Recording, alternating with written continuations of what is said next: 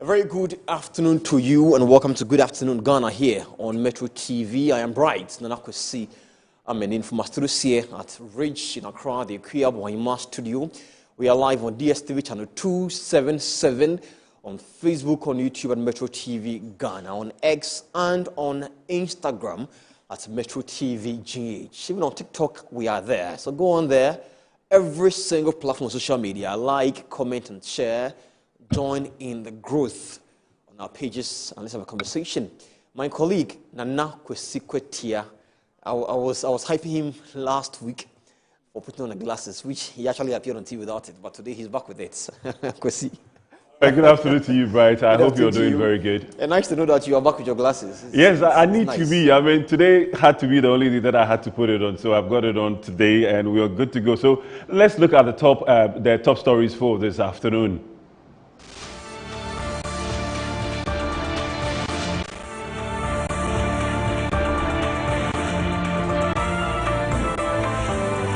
Office of the Special Prosecutor probe into electoral corruption during the NDC parliamentary primaries at Ayawaso East further deepens over alleged assault on its officer. Former President Nana Akufo-Addo arrives in Dhaka, Bangladesh as he chairs a Commonwealth Observer Group for the country's parliamentary election and referendum scheduled for February. And then stakeholders in Ghana's poultry sector formulate a master plan to restore competitiveness and build resilience. This and many more coming up. Stay tuned with us.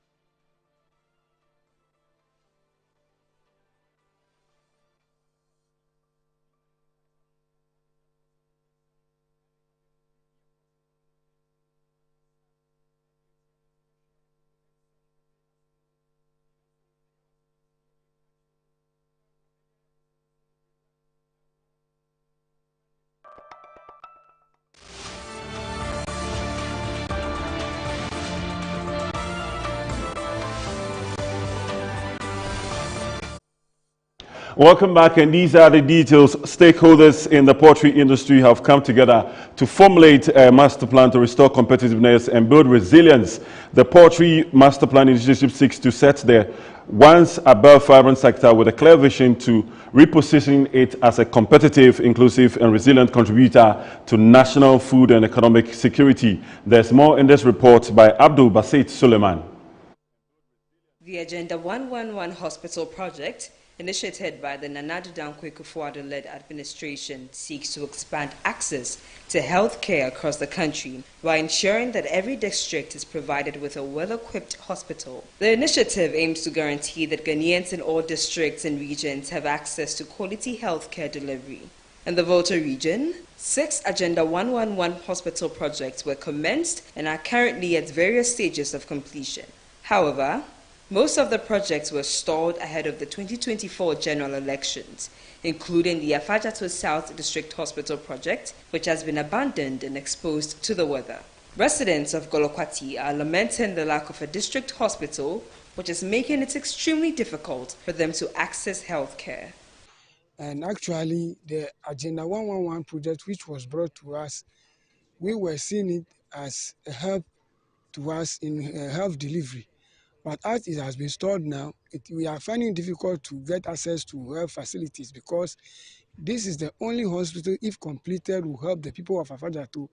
But it has been stored, and as at the time MPP was leaving power, the previous administration was leaving power, we were thinking that they could finish or at least put it to 80-90% so that we can start using it. The growing population in the district has outgrown the capacity of the only health center serving the community, leading to an increase in referrals. The Assembly member, Eric Nuchuga, noted that completing the Agenda 111 hospital will significantly reduce pressure on the health center in his electoral area.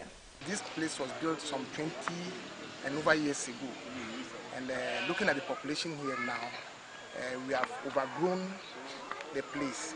And most of the times people come here and they are referred to either Hokwe or Pandu, and most of it goes to Ho. And you see our roads too. The roads are very bad, and the community is really growing with many other strangers coming to live with us, and we have settler communities also around. So we'll be very glad if they can expedite on the Agenda 111, who is now stored, so that they can work on it for us fast. The Member of Parliament for Afadjato South, Frank Efriye, has passionately appealed to President John Dramani Mahama to consider completing the Agenda 111 hospital in Afadjato South as one of his legacy projects for the districts. At the time that in my district and constituency we have no hospital of this nature, we use this glorious opportunity to appeal to His Excellency's government. We know how caring he is. Already he has assured us that every legacy project of enduring value that will make meaning and impact on the life of Ghanaians in general, especially my people in Afadjato South. I think that we are bringing this to his kind attention and want to appeal to him passionately. We know how caring he is, that this facility should be one of those important facilities that must be completed for the sake and value of the people. Meanwhile, the district chief executive for Afadjato South, Manfred Teria, assured residents that the government is making efforts to complete all legacy.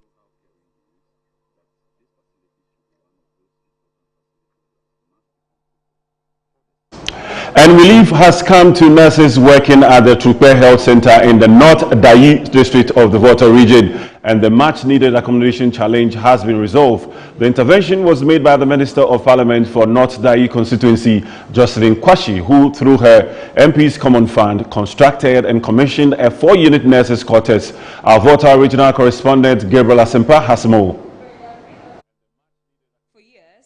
Nurses at the Trukpe Health Center have battled serious accommodation challenges. Many of them were forced to commute daily from neighboring communities such as Vakbo and Amforga. This often resulted in late reporting to work due to irregular transportation services and high cost of transport. The situation negatively affected the timely delivery of quality healthcare services to residents of the community. The midwife in charge of the Trukpe Health Center, Vicentia Zah, narrated the difficulties health workers go through in securing accommodation. In every community, we have to do our best to bring quality and affordable service to our clients.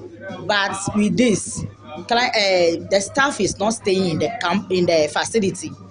And here, where the staff is very, very far from this place. So clients cannot get care.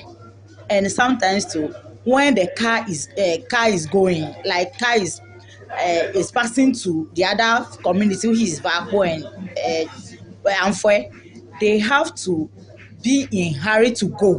If not, if they miss that car, that's all. To address the situation at the Trukpe Health Center, the Member of Parliament for North Dayi, Jocelyn Kwashi, through her MP's Common Fund, constructed and commissioned a 4-unit nurses' quarters for the health workers. Here's North Dayi District Director of Health Services, David Tekpa Owusu, praising the initiative. Over the years, we've had a situation where most of our health workers, especially the nurses, were staying outside of the jurisdiction of the health facilities that we have in the district.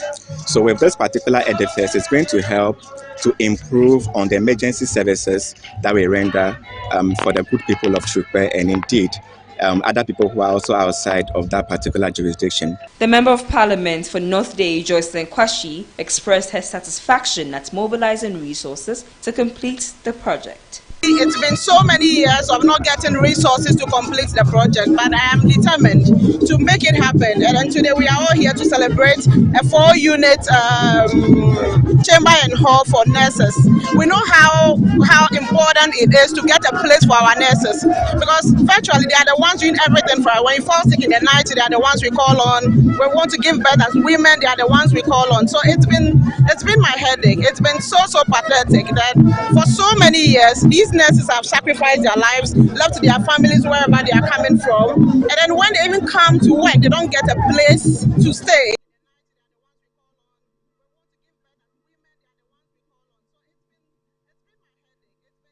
You are walk away.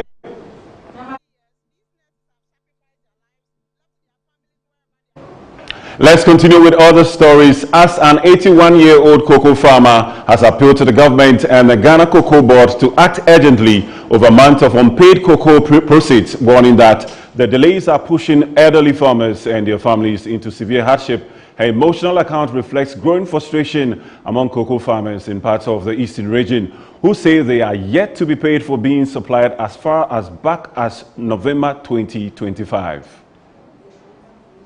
Me mediate 1 year, and so me say adwuma na na be ye se me ni adwuma bi ameye eti me ye ku adwuma na makoto mi koko na abusome nan untua me ka e de na opese me abrewa midi se adwuma be na me ye na me kafla aban eti me slaban adisede na yedi tulemi ya pani chaw o ka se bre atwam no beto koko no sister wanye kakra ni ade ma ye de yaje atom na kakra yaje atom so na wo fesika yi mayen na ye be ni nti adisede ani yade to aben yesre no onya maye no komo de ye matitifie a receipt ane kitame no mo hwe so a obie ni ho a ye ebie ni ho a yatuaka ni nyina e wokam ya hyehyɛ November ane yaye eti yesra aba no yesika no onfe ma yen esanse ye ni dwuma bia di o ye nkura na ase ha ye wo no ye dwuma ni koko nyame anim ni abandada ofiri so no obeto ye koko mu ema ye se dollar wo soro enso ni yetumi to niema e di ye ho ye ma school fees ni ye kire ye nya ene mass prayer ni ye no ye nya biem ene wo koto aduro akobọ ukoko a baako 150 200 ene sika no ayeji ni ye ato aduro no ye nya ame ye koko no se akate no ese ya na omo se koko no ti ye besra aban se won kai se yensu ye nipa me sorry farmers ne tete me ho saa my adwuma we for 20 years me witness we be before say ya to koko pa na aban tuaka eye me wanwa amanfo tata me mitimi nda honorable me sira me bukoto de pa chew farmers we ko parliament na ko kama me 15 November koko 1000 bucks ana me dia call me LBC a muntu ameka me sira wa central for mon kama sema me mo hwe me sanki to ai na me do koko ase na me ye sei abafim sabre me sika nyina akamu ampo mra na ado ho oye bru ni mayen oto edro mayen sese ni nyina aboyen no kwasam sam ko hwe me koko na mo wura be ho man spring aboyen okunafo na me sika nso akamu ane mo hwe me gina bia me gina mo kan kire ne se yesre no onfa yesi camera ye ne afa ntwa ye ma na ye mobo. Let's turn our attention now to the central region of Ghana, and the chief fishermen of Biriwa in the central region have urgently demanded the construction of a landing site to protect their canoes from destruction and also during storms. Biriwa fishing community in the central region under the Infantaman municipality is well known for its fishing activities and densely populated community. A press conference was held to raise the issue of continuous threats posed by the absence of a landing site. On Tuesday, 3rd February 2026, several canoes were carried away by rough seas during a storm. According to the chief fisherman of Biriwa, Nana Kofi Afamwa V, the fishermen in the town are suffering due to the lack of a landing beach. He appealed to the Ministry of Fisheries, the municipal chief executive, NADMO, and the government to heed their plea and provide assistance. Canada at 20 to Siwa. Namotin there. A woman who two were able to get to the quarter. So I am fan China Papa.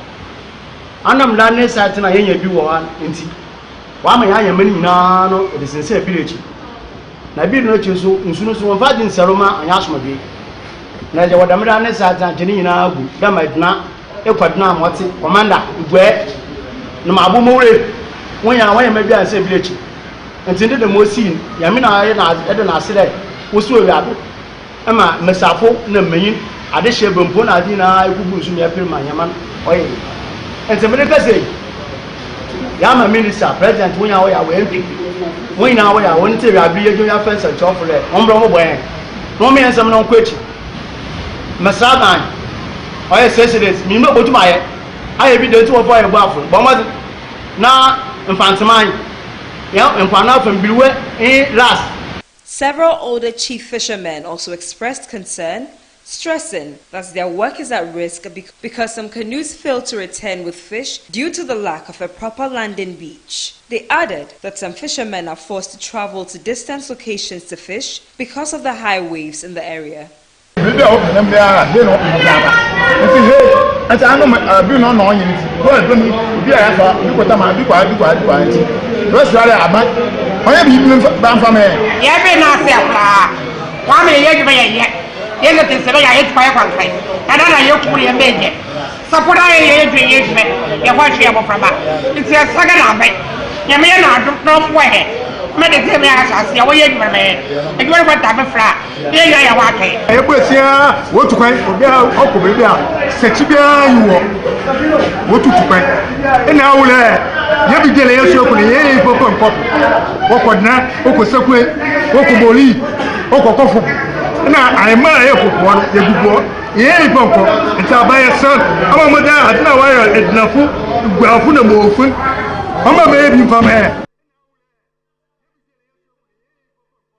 And the Director General of the State Interest and Governance Authority, SIGA, Professor Michael Okpese-White, says improved corporate governance is repositioning state-owned enterprises to achieve financial stability, with many now on the path to breaking even. He was speaking on Metro News in an interview on the sideline of TDC Ghana's Limited Annual General Meeting held in Tema.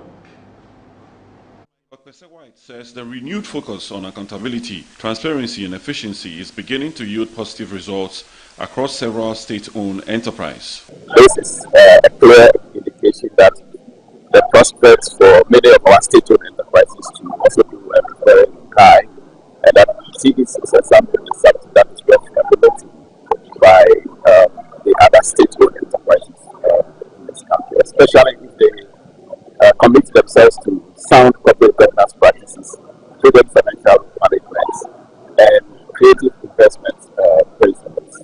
His comment comes as TDC Ghana Limited announced a strong financial performance for the 2024 operational year. A resilient balance sheet and a company that is steadily building long-term value. This performance is both encouraging and affirming.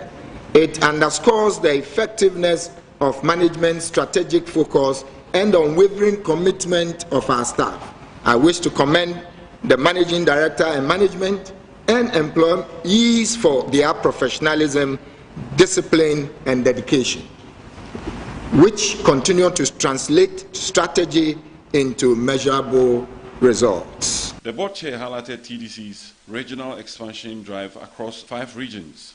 The change in TDC's structure from corporation to company limited was envisioned with this national outlook and spread.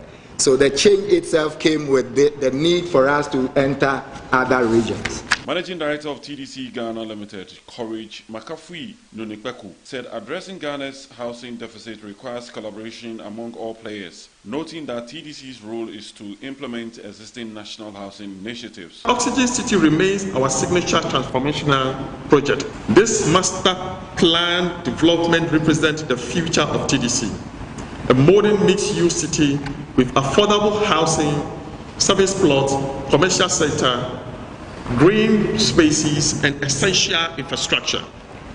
Oxygen City is not just another housing estate.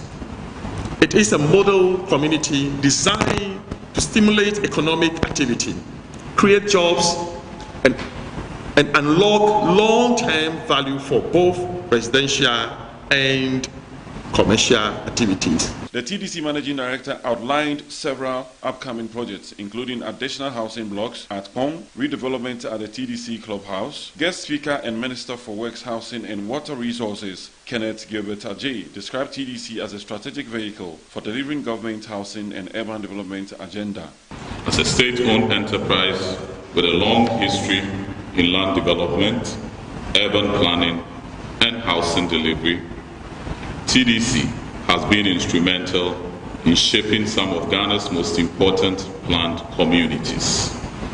Your mandate to develop service land, promote orderly urban growth, and deliver affordable housing remains as relevant today as ever. I say ayiko to the board management and staff for taking a leading role in providing safe, decent and affordable housing for the good people of Ghana. Stakeholders later adopted TDC's annual report and financial statements for the year under review, signaling growing confidence in the company's governance reforms and financial direction.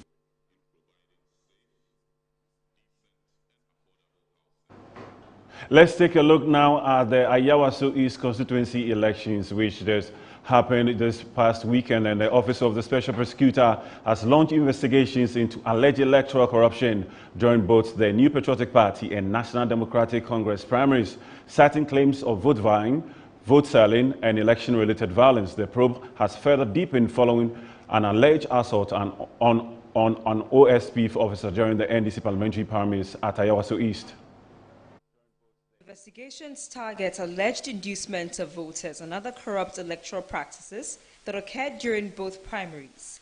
However, the situation escalated during the conduct of the NDC primaries when one of the parliamentary aspirants, Mohamed Baba Jamal Ahmed, is alleged to have abetted a group of thugs to physically attack an officer of the Office of the Special Prosecutor. The officer was reportedly carrying out official duties by serving an investigative directive on the candidates in connection with allegations of vote buying and vote selling. Following the incident, the OSP has opened an additional investigation into the alleged assault of an authorized officer in the lawful performance of his duties, specifically in relation to Mohamed Baba Jamal Ahmed. The Office of the Special Prosecutor has strongly condemned the alleged attack and reminded the public that the law strictly prohibits corrupt practices in public elections. The OSP emphasized that vote buying, vote selling, intimidation, threats of violence, and acts of physical violence during elections constitute serious criminal offenses under Ghanaian law. The OSP further assured the public of its commitment to pursuing all allegations without fear or favor and called on political actors, party supporters, and the general public to cooperate fully with investigations and uphold the principle of free, fair, and peaceful elections. As investigations continue, the Office of the Special Prosecutor says it will provide updates where necessary in line with due process and the rule of law.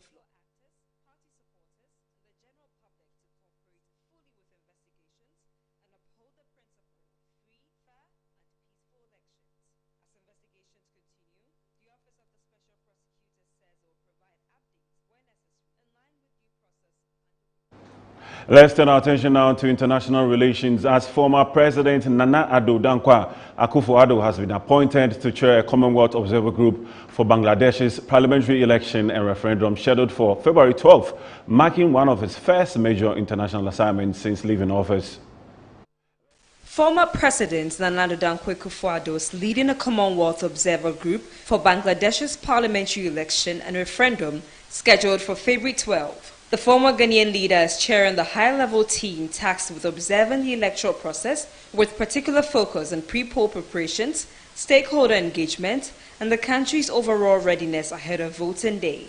In a Facebook post, Akufo-Addo confirmed his arrival in Dhaka on Sunday, February 8, stating that the Observer Group had already begun preliminary engagements with key stakeholders. According to him, the team has commenced a series of consultations to gain broad insight into Bangladesh's political and electoral environment ahead of the polls. The engagement forms a critical part of the Commonwealth election observation process, enabling the team to hear directly from a wide range of actors and assess the credibility, transparency, and inclusiveness of the electoral process. Akufo-Addo's appointment reflects his continued involvement in international diplomacy and democratic governance following the end of his presidency. During his tenure as President of Ghana, he played an active role in regional and global affairs, particularly in promoting democracy, constitutional rule, and multilateral cooperation through bodies such as the African Union, ECOWAS, and the Commonwealth. The Commonwealth Observer Group is expected to remain in Bangladesh through election day and the immediate post-election period, observing voting, counting, and result collation. This assignment marks one of his first major international roles since leaving office.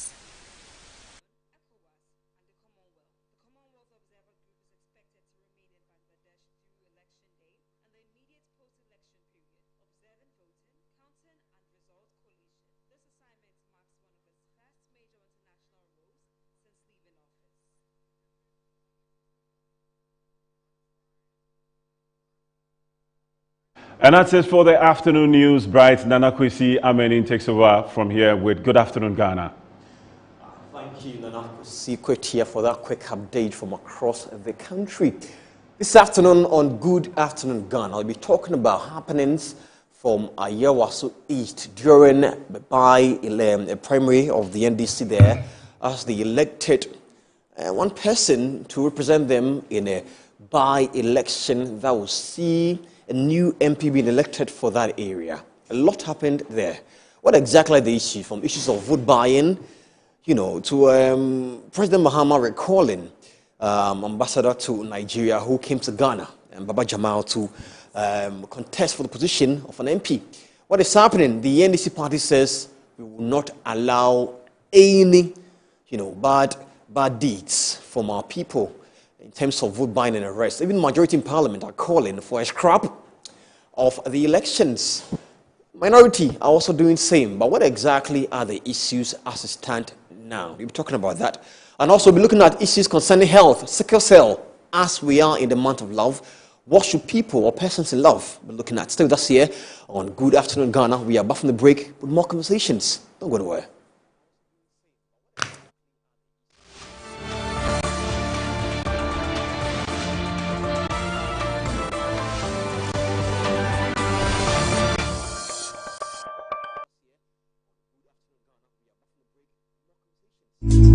Good afternoon, Mr. Ampedu. Good afternoon, Mr. Asari. How is business doing? My business is collapsing. Why is your business collapsing? I sold my products and services to my clients on credit, and my debtors are not paying their debts. Have you heard of Rosic Consult Limited, a debt recovery company operating in all the 16 regions of Ghana?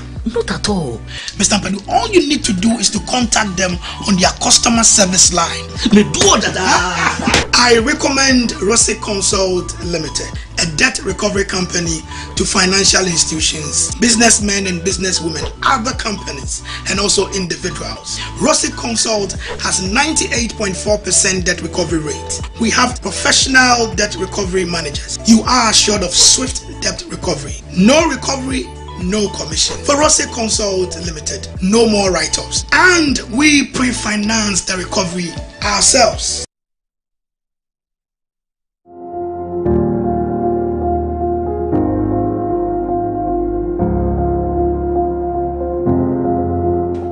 Zoomlion Private Services Limited, your waste management expert. One of the most innovative aspects of our business is our commitment to adopting cutting-edge technologies and sustainable practices in the waste management industry. We have invested in modern waste collection trucks, digital payment systems. We have also implemented efficient waste segregation systems and also developed strategic partnerships with our various stakeholders in the waste management value chain. I can talk about our innovative approach that enables us to reduce waste disposal costs, also minimize our environmental impacts, and provide our clients with seamless customer service experience. We are the waste management experts.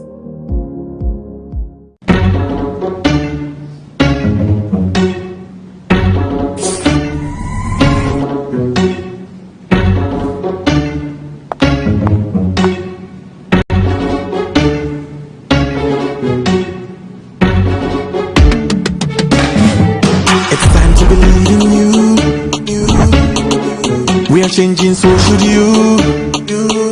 If you're dreaming, don't be afraid. And in the valleys, keep your head up high. Dare to dream with Puma drinks.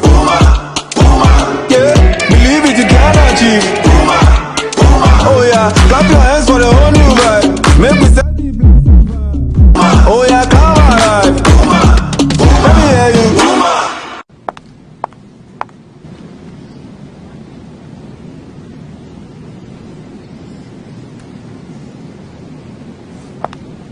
Puma drinks, a whole new vibe. Another quality product from Casa Precon.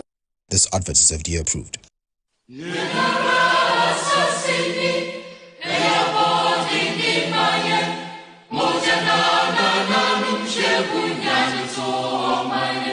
Oh yeah, Ghana is opening a new chapter in green growth and investments. Tree Crops Development Authority, TCDA, presents the first Ghana Tree Crops Investment Summit and the first Tree Crops Industry Awards 2026. The four-day event runs from the 17th of February to the 20th of February 2026 at the Accra International Conference Center. Morning sessions start at 8 a.m. and afternoon sessions start at 1 p.m. daily. Theme: Sustainable Growth through Tree Crops Investment, Resetting and Building Ghana's Green Economy. The summit brings investors, policymakers, agribusiness leaders, entrepreneurs from cashew, coconut, oil palm, rubber, mango to share from all over the world to connect. Climaxing the summit will be a special gala night and first Tree Crops Award ceremony. For exhibition, sponsorship and registration, contact us on 0303 981 790. Visit our website at tcda.gov.gh or connect with us via our social media platforms at TCDA Ghana. Registration is required to invest in Ghana. Grow tree crops. The future is green. Be part of it. Seacoms beyond cocoa. Our Seacoms, our future. Come one, come all.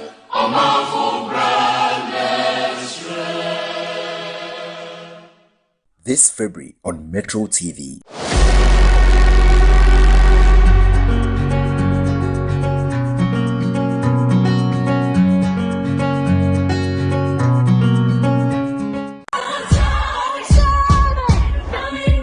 It's free! Join the Children's President on Saturday, 21st February 2026 at the F1 Sutherland Children's Park at 9 a.m. sharp for kids in worship as we thank God for bringing back our President. This event is a Metro TV event supported by Original TV, Original FM and Metro Digital.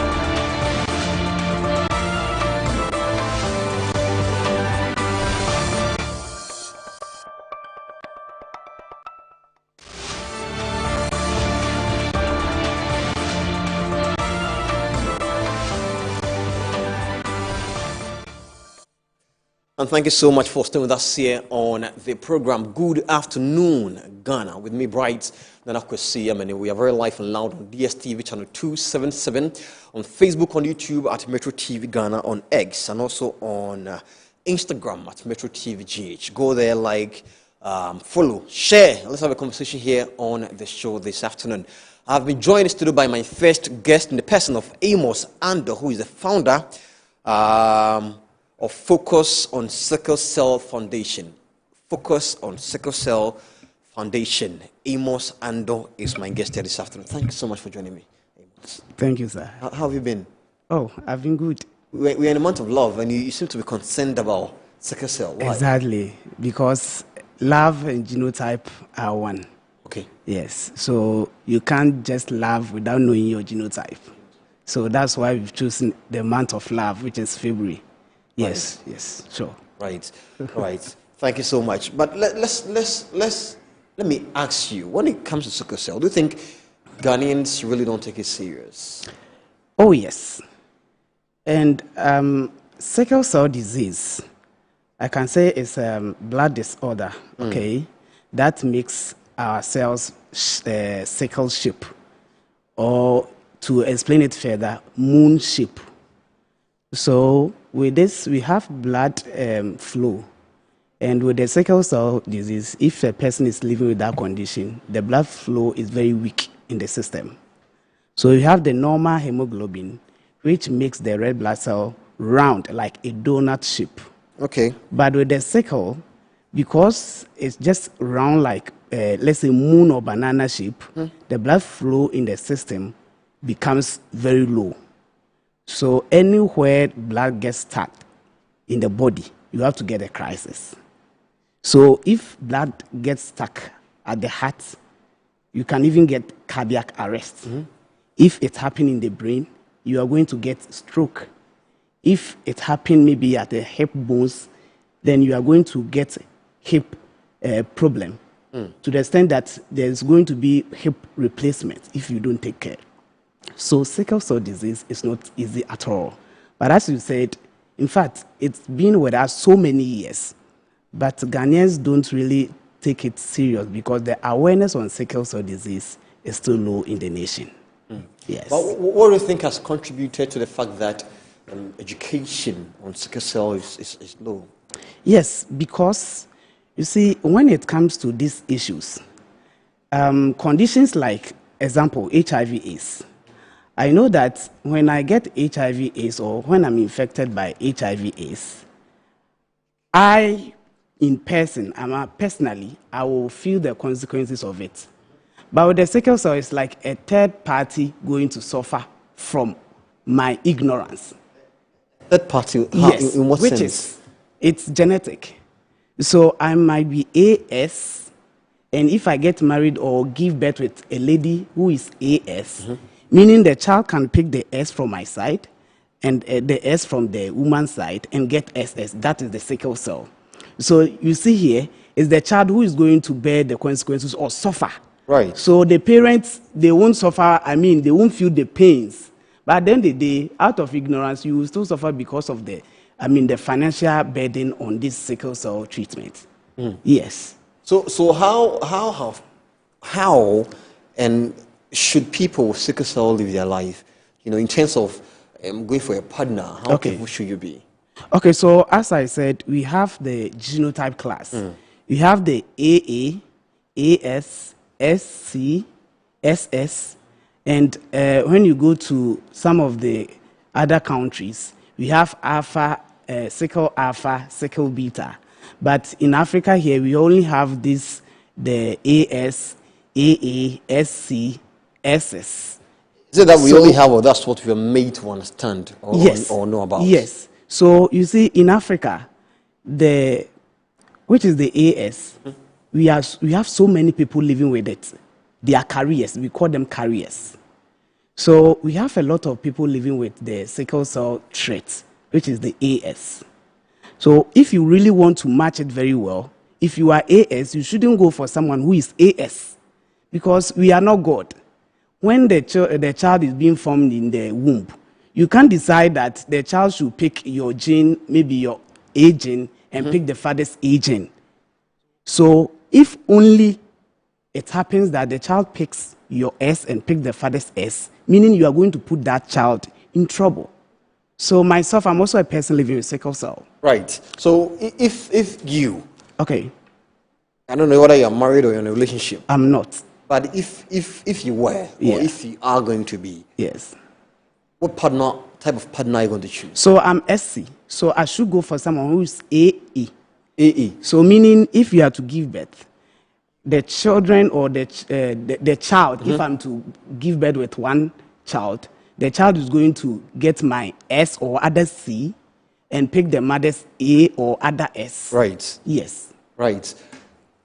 By a quick one, people say love, love is blind. Yes. So people really don't take precautions when it comes to how careful they should be with the selection of a partner.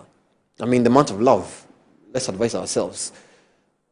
Why should people take it serious? And let's say if you meet somebody and love the person, you go ahead and just date the person, or you have to test the cells first to see where they stand. Okay. This question is very brilliant. But let me also ask this. If someone is being infected by HIV/AIDS and you know that this person is living with HIV/AIDS, as a person who loves yourself, knowing that this is the consequence on it by being infected by HIV/AIDS, will you go for that person? Or not if you know. Probably if you don't know. If you don't know. You'll be blind to it. Yes. So the issue at hand here is that it's better you know your sickle cell status. Know that the person's own is well compatible. You can match.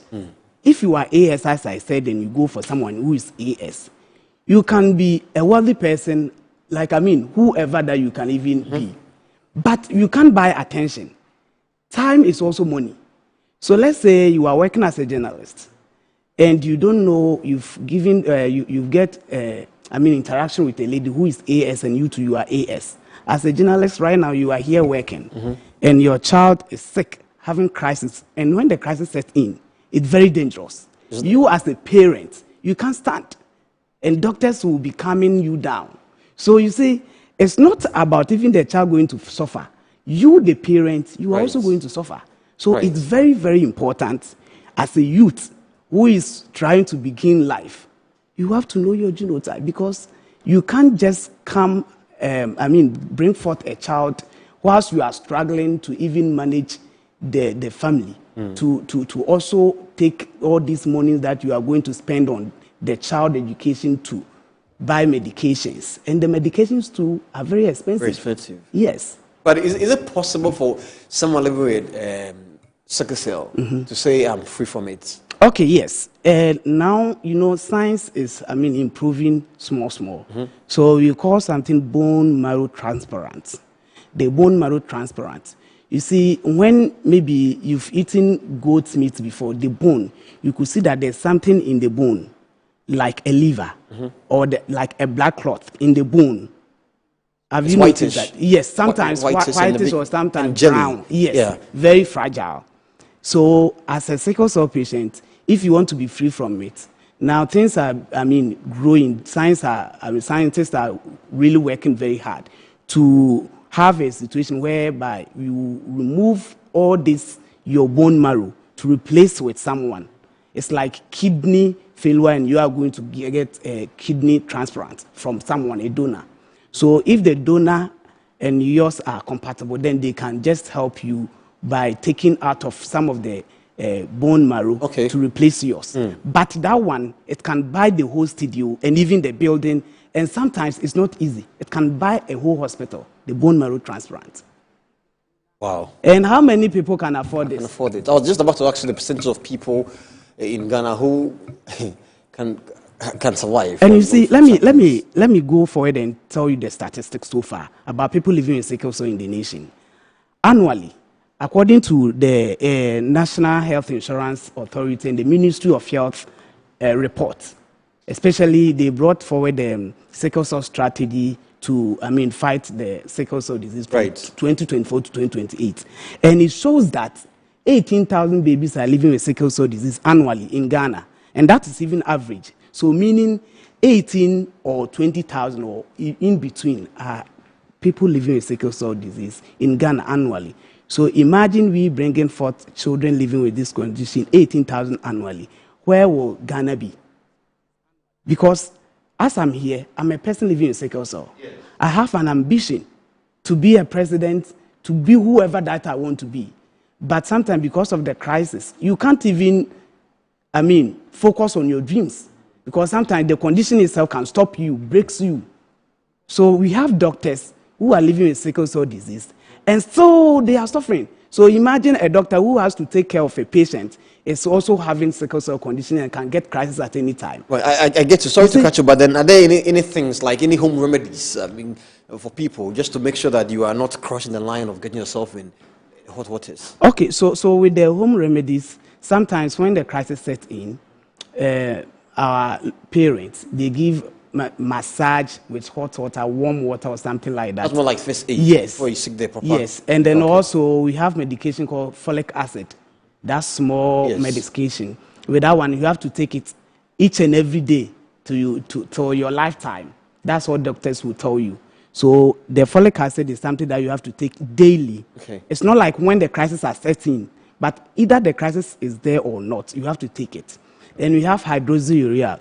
So the hydroxyurea, as I said, now as a sickle cell warrior, your blood or your blood flow. Sickle cell warrior. Yes. I like the term. We say sickle cell warrior because we don't want them to feel that they are sick. Yes. So you can't call them sickle cell patients. You see, so as a sickle cell warrior, you see, we have the blood is sickled. So in a way, there's a medication that is trying to make your blood very round so that it will flow in the bone very easily.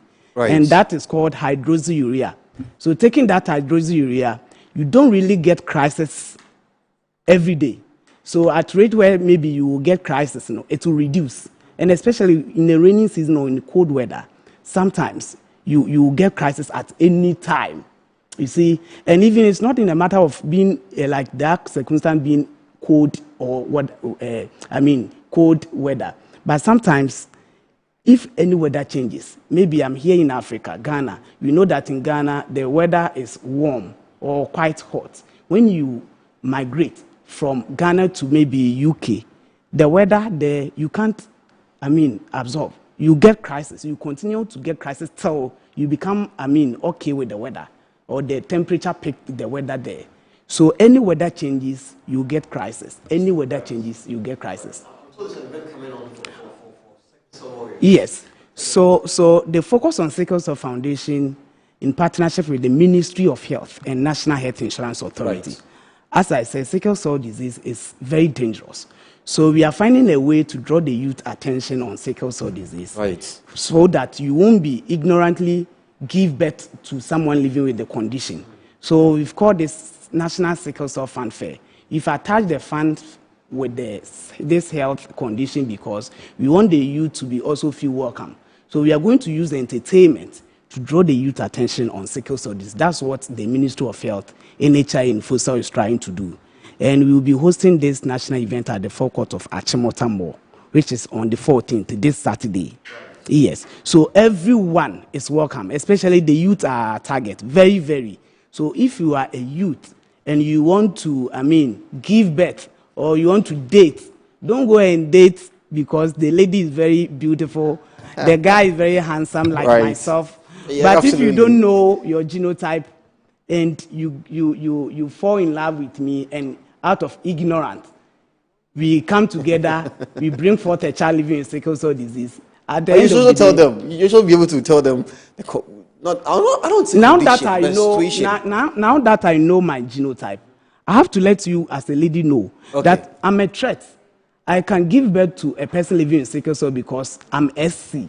So I can only go for a lady who is AA.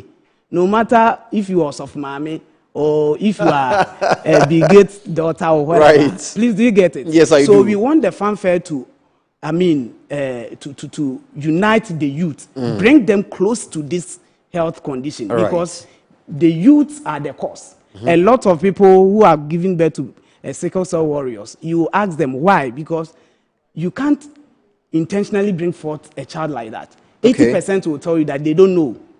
They felt in love, they fall in love, and at the end of the day, they find themselves giving birth to such a child. It's just like out of ignorance, people are still bringing forth a child like that.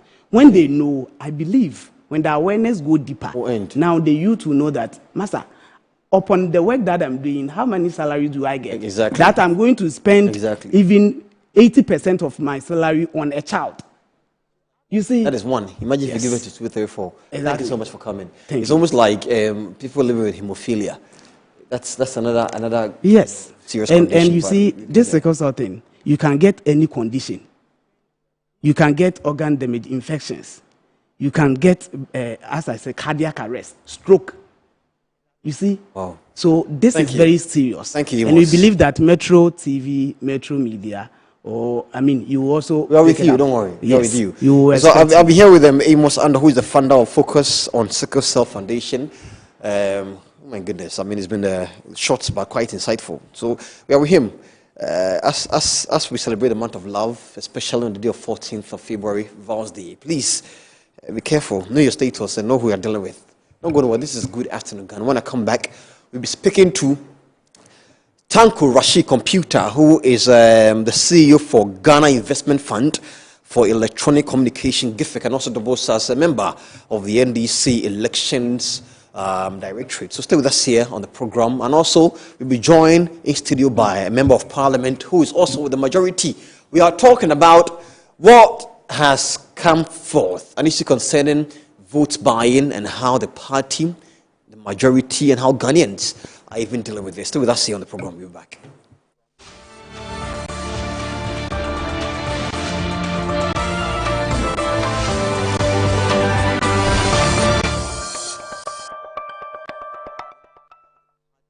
healthy soil is where every great harvest begins.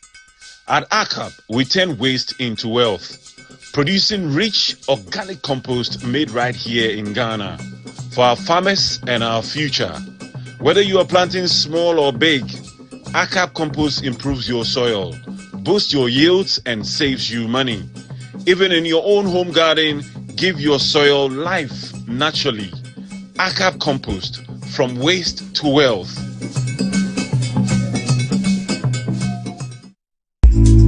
Good afternoon, Mr. Ampedu. Good afternoon, Mr. Asare. How is business doing? My business is collapsing. Why is your business collapsing? I sold my products and services to my clients on credit, and my debtors are not paying their debts. Have you heard of Rosic Consult Limited, a debt recovery company operating in all the 16 regions of Ghana? Not at all. Mr. Ampedu, all you need to do is to contact them on their customer service line. I recommend Rosic Consult Limited, a debt recovery company to financial institutions, businessmen and businesswomen, other companies, and also individuals. Rosic Consult has 98.4% debt recovery rate. We have professional debt recovery managers. You are assured of swift debt recovery. No recovery, no commission. For Rosic Consult Limited, no more write-offs. And we pre-finance the recovery ourselves.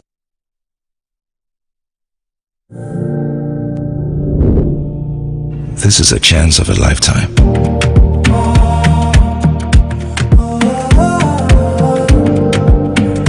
My opportunity.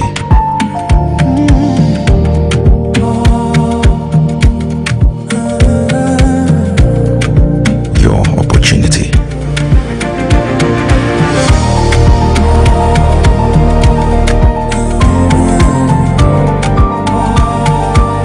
Let's build Ghana together. Come on, let's go.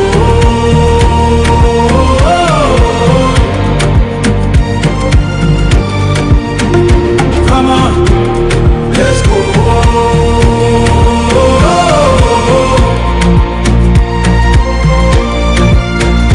Come on, let's go.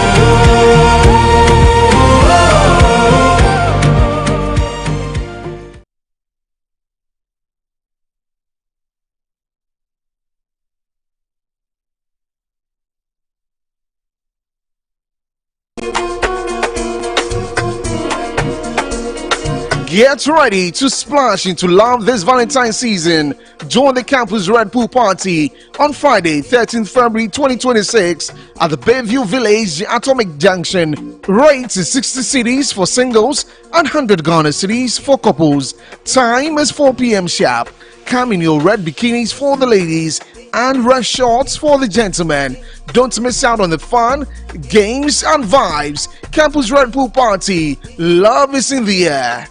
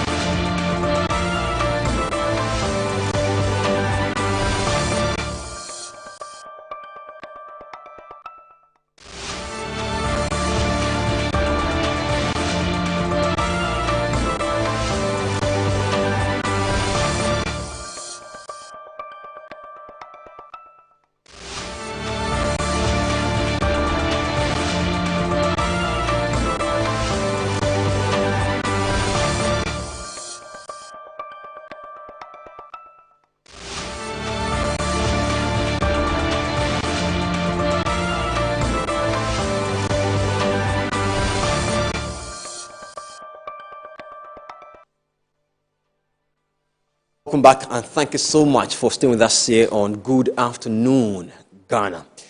We are very live on DSTV channel 277 and across all our social media platforms. And this afternoon, we have two issues here to discuss, which we've dealt with. The first one concerning sickle cell and its management here in the country. as we mark the month of love with focus on the 14th of February. The second issue here this afternoon is the issue of vote buying following the just ended Ayawaso East primaries by the NDC, where we saw the ambassador to Nigeria from Ghana, Baba Jamal, elected as the representative of the NDC going into the primaries. It follows a lot of conversations as to why people were given money, people were given TV sets, people were given my favorites, Kusiani Moko, and even rice to go and cast their votes. The question I saw somebody ask this morning on social media is that if you are telling me an amount of 3,500 Ghana cedi is transportation fee for me to move from Nima to Nima, how much money will you give me from Tamale to Accra? If you are giving me 3,500 Ghana cedis for me to move from Nima, within Nima, I'm just moving from Nima to Nima, or from Nima to any of the areas in Nima. You are giving me this amount of money to move. How much more will you give me if I move from Tamale to Accra, or probably from somewhere in Bolaga or something, Boko, coming to Accra? Interesting.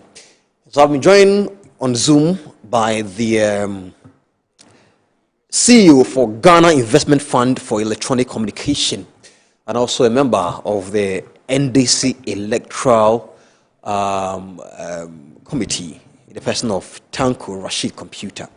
I know that currently the person leading the directorate of the elections for the NDC is a person of Madi Jibril. And so let me go on the line and speak to Tanko Computer for conversation. Good afternoon to you. Welcome to Good Afternoon Ghana, sir. Good afternoon, my brother. I am the Deputy Director of Elections and IT for the Right. party. Thank you so much. Deputy Director of Elections for the NDC. That is Tanko Rashid Computer. And so today I'm speaking to you in that capacity and not the capacity of a CEO of GIFIC. Am I right? Great. Well, quickly, we've seen several press releases from the NDC, from the majority in Parliament, and all concerning what happened on Saturday here in Accra, concerning the Ayawaso East primaries. What's the latest on this? Well, let me say good afternoon to you and your cherished viewers across the globe. Indeed, the party has issued a statement announcing the formation of a committee, a 3-man committee, to look into the allegations of vote buying and bribery and its attendant issues, and report to the Functional Executive Committee on Tuesday, 10th February, for action. And so as we speak now, the latest in that matter is the committee is in full force now. They are working to come out with their report. The committee is led by Venerable Honorable Kofi Totobi Kwashi. He's leading the 3-man committee. Other members are Honorable Yunus Afuseni, a former Minister of State and a former MP, as well as lawyer MFA Fuga. So these 3-man committee are the people who are going to come out with the report and present it to FEC. FEC, we are meeting always on Tuesday. Tomorrow is our meeting day. Right. So they have been given up to tomorrow to present their report before the Functional Executive Committee to look into the matter. But why did Muhammad Ayarga decide to pull out and be replaced by Yunus Afuseni? What happened? What caused that? We saw a statement from the majority side in Parliament, and you know he's the majority leader. And then the document indicated he signed on behalf of the majority group in Parliament on their statement. So naturally he cannot be part on an investigative committee of the party, which is being tasked to go into the matter. So naturally, he has to step aside, right. And then a neutral person will be put in. Right. We've listened to so many factions, so many people give remarks about what just happened or what we just witnessed from Ayawaso East. A lot of people with their own explanations and defense and accusations and all that. How exactly does this make the NDC government look like? Well, that's why we don't want to jump the gun. We are waiting for the committee to come out with their report. I mean, we have trust in the committee. We have confidence in the committee. These are seasoned party people who have seen it all in the annals of NDC politics. If we take the chair of the committee, Venerable Kofi Toturi Kwachi, he's been there since the PNDC era up to the formation of the party, and they have seen it all in all our politicking, campaigning, and all that. Honorable Eunice Afusina being a long-time MP for Tamale Central, as well as the Minister of State and a seasoned lawyer, Fuga as well. I mean, if you look at all this, the team formed, this is a team that we should respect and wait for their outcome, their report, and then when they bring their report, then the party can deal with it. As to what people say, of course, when matters of this nature comes out, you definitely will hear all people talking about it. So the discourse will continue, but we have to deal with proper investigation. I mean, to come out and give us a recommendation as what to do. Now, I asked you that question because there's a video circulated of the Greater Accra Regional Minister, the person of Linda, Akwili Okulu, who says vote buying is normal, and that's if one person says the other is buying votes, they could also do the same. Have you seen the video? Well, that's why the committee is being set up. The committee is going to look at all this. But have you in person seen the video? No, I have not seen it. I have not seen that video. I've heard people talking about it because I have not seen it. Actually, on that day, I was so busy with the process at the inner perimeter. We didn't even have luxury to see what was going on outside and all that. And I was so busy, so I wasn't monitoring my social media platforms and all that. But I haven't seen it. I've heard people talk about it, but I haven't seen it. But I'm sure if they bring it to the notice of the committee will want to go into that matter too. Right. We will try our best to play the video, if not now, during the program for the other guests here to be able to give us the assessment of that video. But let's say you've seen the video, and what I'm telling you is the truth. That she made a statement that vote buying is normal, and that if anybody feels offended by it, they could also do the same. What kind of signal does it send?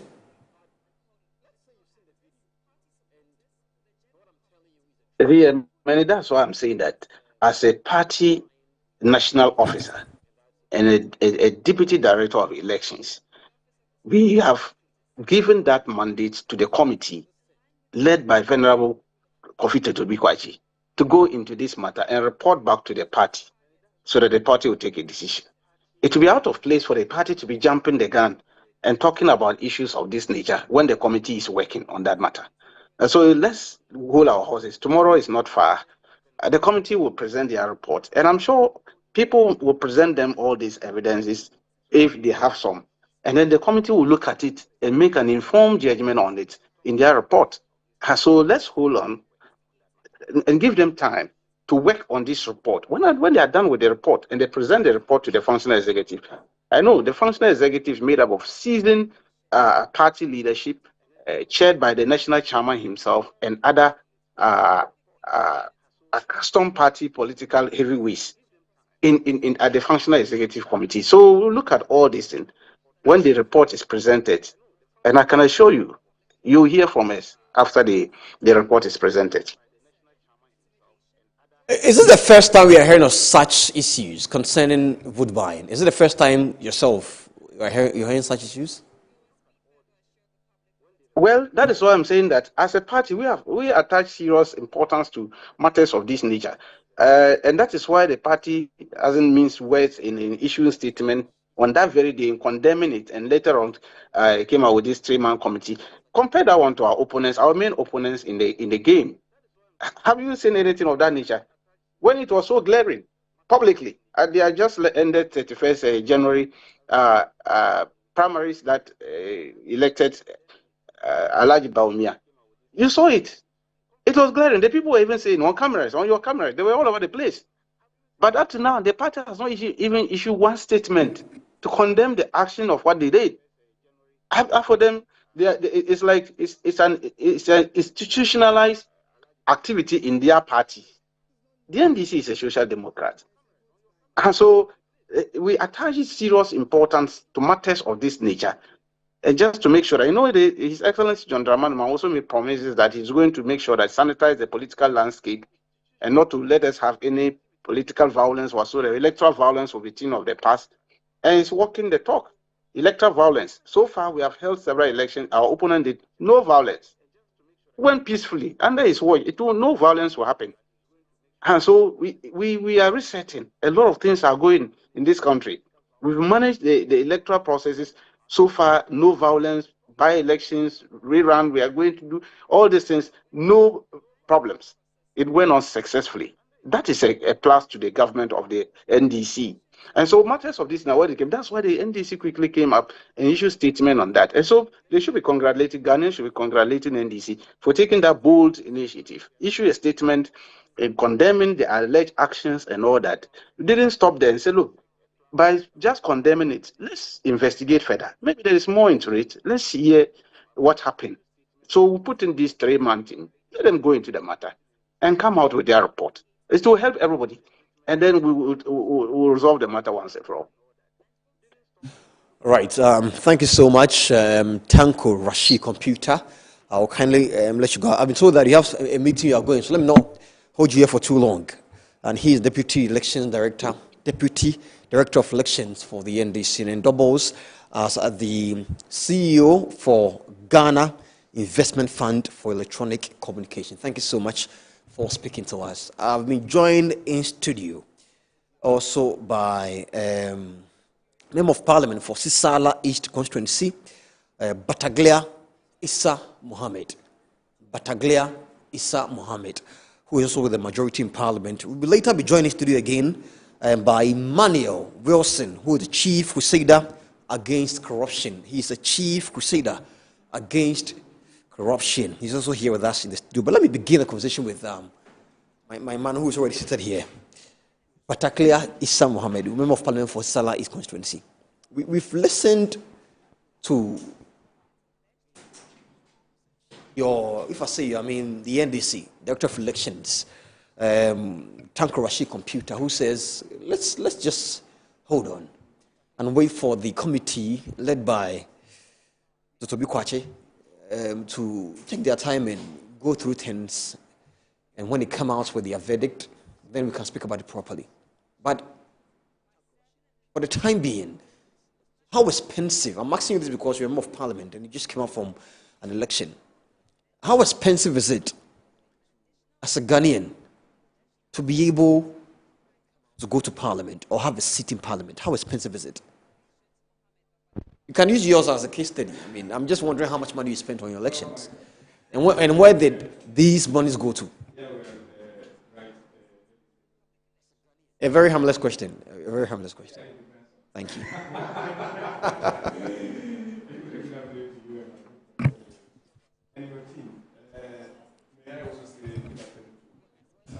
Kindly turn on your microphone, please. Kindly. Thank you. Thank you. Yes.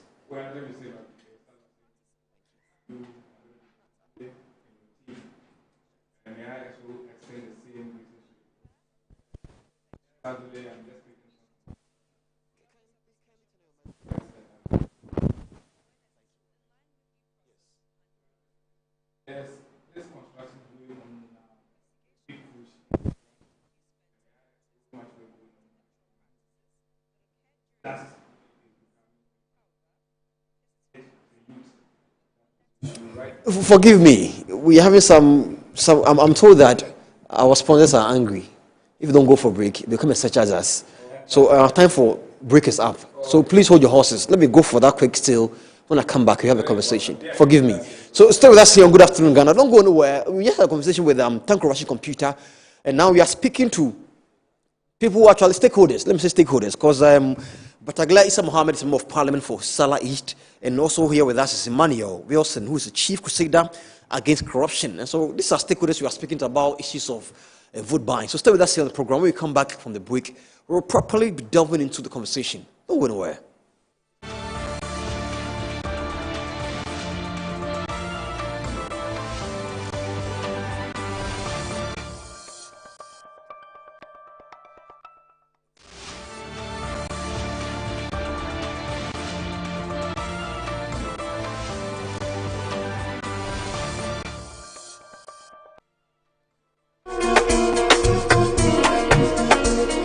Get ready to splash into love this Valentine's season. Join the campus Red Pool Party on Friday, 13th February 2026 at the Bayview Village, Atomic Junction. Rates is 60 cities for singles and 100 Ghana cities for couples. Time is 4 p.m. sharp. Come in your red bikinis for the ladies and red shorts for the gentlemen. Don't miss out on the fun, games, and vibes. Campus Red Pool Party. Love is in the air. It's free. Join the Children's President on Saturday, 21st February 2026 at the F1 Sutherland Children's Park at 9 a.m. sharp for kids in worship as we thank God for bringing back our president. This event is a Metro TV event supported by Original TV, Original FM, and Metro Digital.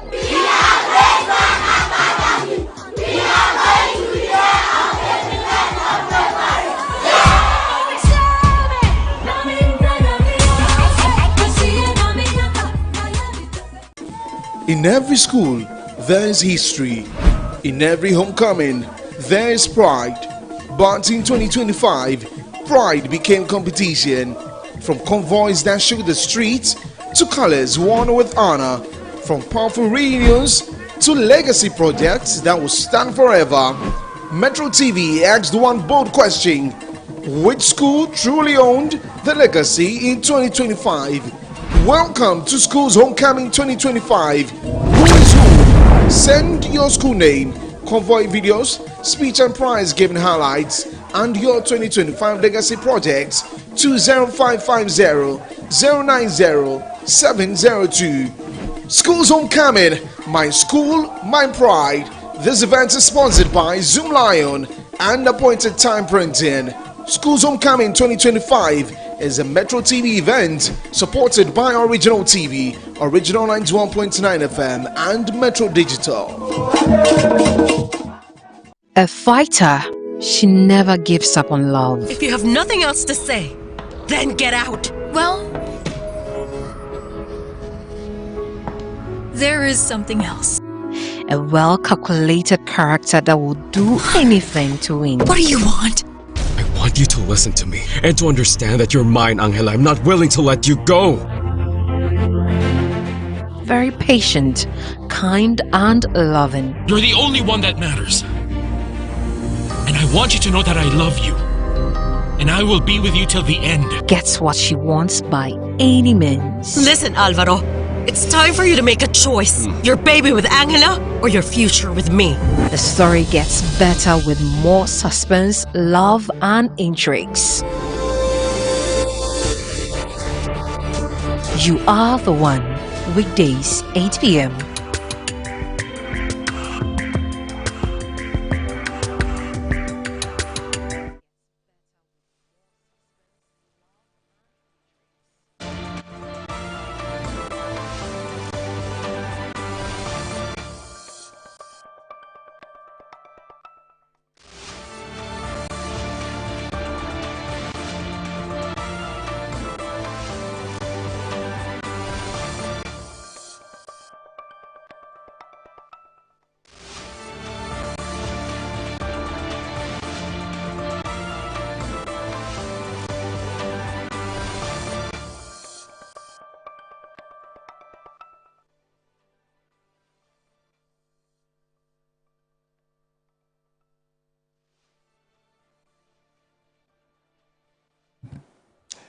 Thank you so much for staying with us here on Good Afternoon, Ghana. So I hope by now our sponsors are happy with us because we've paid them respect.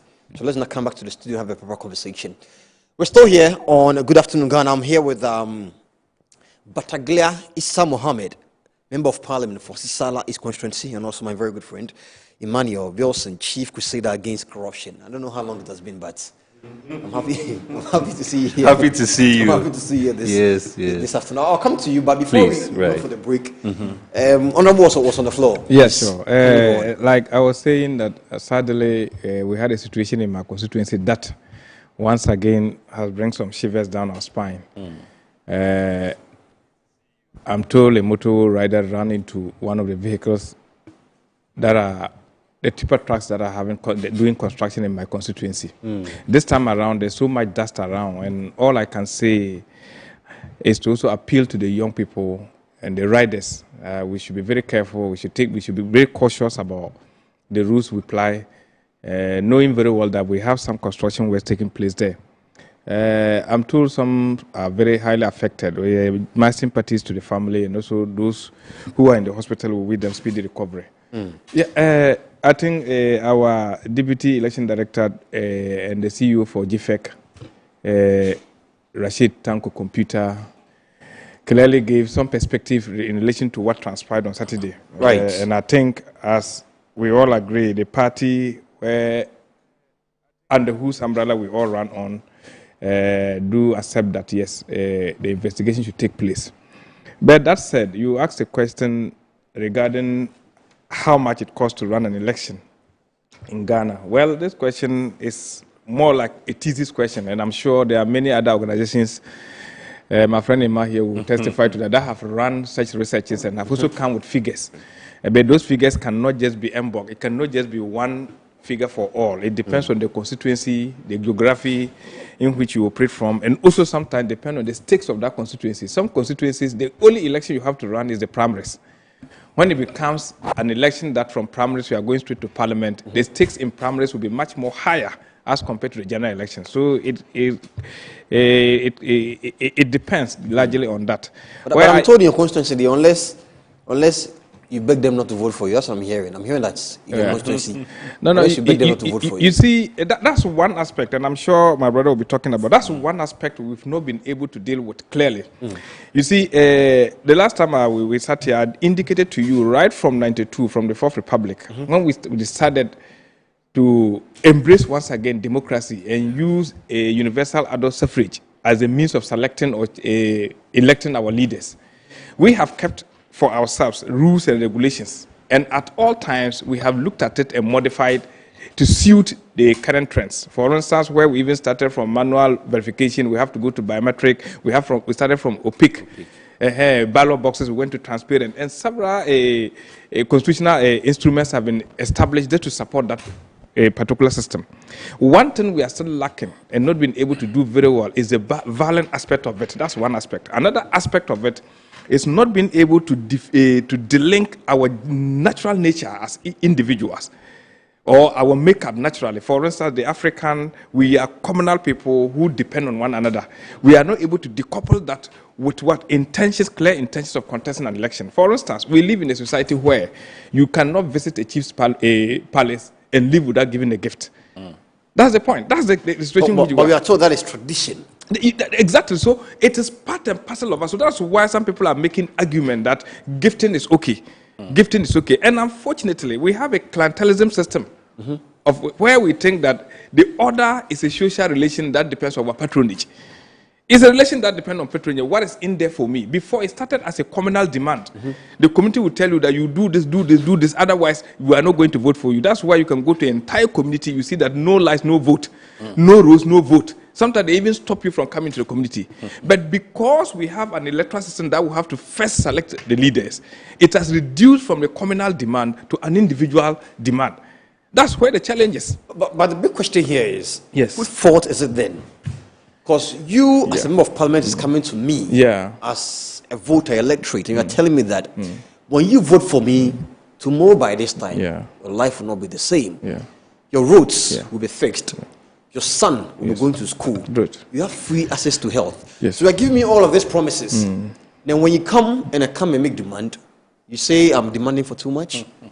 No, I'm not saying. That's what I'm saying. Because before you even came, you are giving me signals that you are open for me. If you listen to me clearly, Bright, that's not the line of my argument.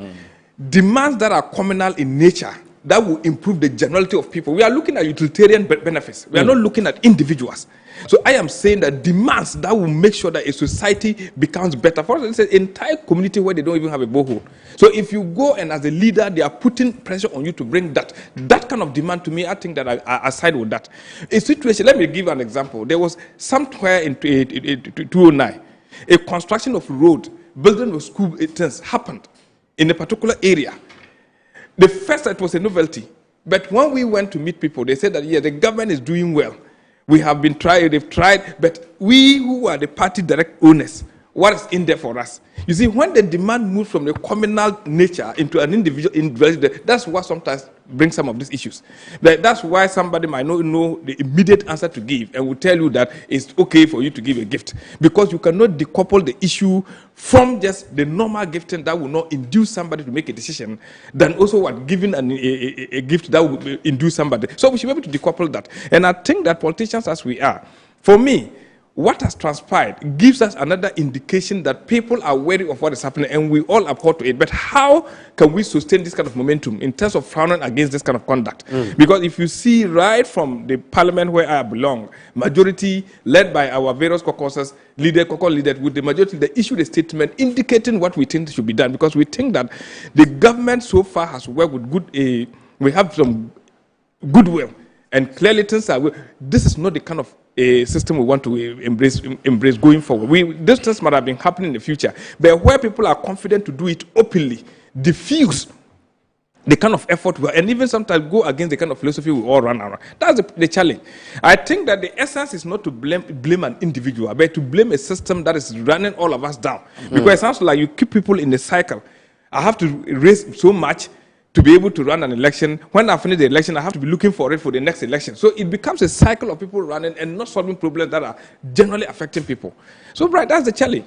Otherwise, I think that we should also, as a people, begin to, like, off scenes. We have said people that have said, you see this man, he's a useless politician. So they say, why? They say he has been in politics for long, he couldn't even afford a car. So it means that once you cannot afford a car, you are just useless. But they are not talking about the lives he has impacted. So if you are able to change that kind of orientation of that society, then it helps. But it doesn't take just one individual. It takes a whole system. Like my brother, they have constantly fought against people. If I know my conscience will not set me right, I won't be able to sleep as somebody who is just a new entrant into politics. If I do something wrong and I know that everything that I've also worked as a young person will be in jeopardy, I will be a bit cautious. I am sure today, those who have even run the election, if you ask them today to reflect over what transpired, they themselves will not support it. Emmanuel, I'll come to you, but forgive me. Let me just stay with you for a while. Please do. I want to ask you, how lucrative is it to be a member of parliament? I'm asking this because Baba Jamal, come on, High Commissioner to Nigeria, Ambassador, he's there. And he's being taken over by government and all that. Yeah, sure. You left your post to come back to Ghana, to come and campaign. To be given a nod to represent the NDC in an election that you're not even sure that you may be voted for if the by-election is held today. Exactly. You rested and came back to do all of this. Then it makes me want to think that being an MP is lucrative. No, I don't think it's about lucrative. Sometimes there are several factors you can look at. Baba, no, I'm just telling you how that's the type of notion it gives Baba me. Jamal is not a novice in the political chemistry of this country. He's not a novice, right? From Akotia and even working at the party headquarters, he knows all. But the issue is that this is not the first time Baba Jamal is also running primaries at that particular area. Everybody has something you target. Everybody has something you want. Right. Are you getting it? Right. And also people who are appointed by government, by the president or executive, will tell you that if you are in parliament, until there's something that is so bad to the extent that you can be taken off parliament. But if you are appointed by the president, you know, even just drinking a tea in a certain manner might have you call back. So sometimes it's about job security. If somebody feels that, for 4 years, if I am there and I'm able to do well, the people are able to renew my mandate to keep me there. So that might be, it might not necessarily be like it's a monetary considerations. No, it's just about being secured and also what you want to do. Some other even think that there are some people who don't want to be ambassadors. They think that if you are taking them out of this country, they are not comfortable because they've been established and they want to be here. So everybody has your aspirations and what you want to do. Why did you choose to represent the people of Isala East? What was the notion behind your choice to do that? Yeah, what really pushed me, for instance, if you look at no matter how small or deprived my school is, wherever I went, I became a student leader. That's one. Number two, for 15 years, I have worked with an NGO called Virtue Foundation. What we do is to, I bring doctors from America and Europe on an annual basis consistently. We do very serious cases. Issues I've been bringing about neurosurgeons. Right from America to Upper West, we brought them. You go to a community and you realize that These people just need nothing but advocacy. Right. You know, I came to you and I told you that the Sisala land is full of potential that we do not require to be selling sympathy. Yeah. All we need to sell is what? A potential. And I told you that. So I think that I might carry the voice that will reflect the aspirations of my people. So given the opportunity and a good platform, I should be able to sell that, to call that attention to my place. That's the... So going to Parliament, all that you wanted was to be able to shine the light on your people. Just call the attention so that people... Because we have the capacity. We have the capacity. All we need is amplification to be able to do what we have, the innate potential in us. That's Right. what we want to do. So you as a parliamentarian, you know, number one is for you to be able to help make good laws as per the constitution. Are you getting it? Yes. But beyond that, can you also do a lobbying and advocacy? That's part of the job. So I have been here consistently. I think that I've done that. I've been able to sing that song, and the song is resonating very well in my people. And if you go down there, that's why we're talking about the constructions happening.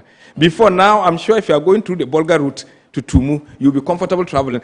Otherwise, some few months back, if I'd taken you through the Bolga, I can tell you tell me that you never visit Sisala East again. There was an MP before you came, so what happened? Why wasn't it done? We know parties, you come with government and they have different ideology and different aspirations. And Once again, a very harmless question. Yeah, your questions seem harmless. They're very harmful. So let me speak to Emmanuel. I've been speaking to him because he's in Parliament. Yes. And I'm trying to understand why people do what they do just to be able to be given the nod to go to Parliament. Yes. I asked him, I was saying that if someone is able to leave their post as an ambassador to come to Ghana to contest, in an election where they don't even know whether they'll be given the nod or not, risking everything, and that means it's good. He's giving me a part of what he thinks and why he chose to do what he did. You are an anti-corruption campaigner. Yeah. So far, all these years that you've known what you've been doing, there have been issues of vote buying. It didn't start today. It's been happening ever since. That's right. What just happened in Ayawaso East on Saturday? Have you lost it? Let me wish you a happy new year. Thank you. And same to you, Honorable. Thank you so much. What happened in Ayawaso East is just a reflection of where we have gotten to. We lost it way back. But probably it is happening at a time where now it looks like people are becoming a bit aware of it. But when we lost it, we actually lost it way back. Right, the problem we have in this country is the fact that we pretend to be fighting corruption. We always come up with ad hoc measures. We don't get to the root of the matter to find a way of uprooting it.